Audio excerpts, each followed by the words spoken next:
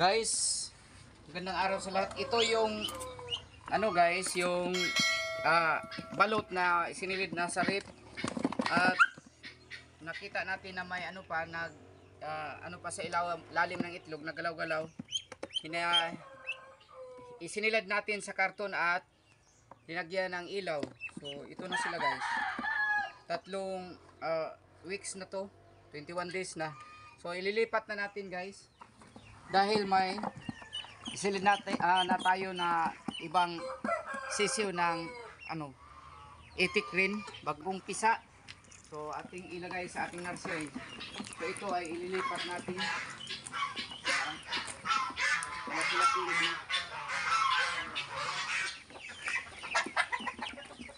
Ano guys, dito natin sila ilagay.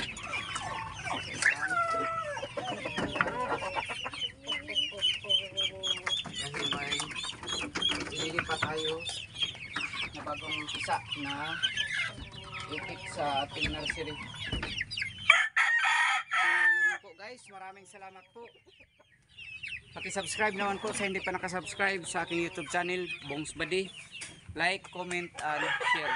God bless po sa lahat.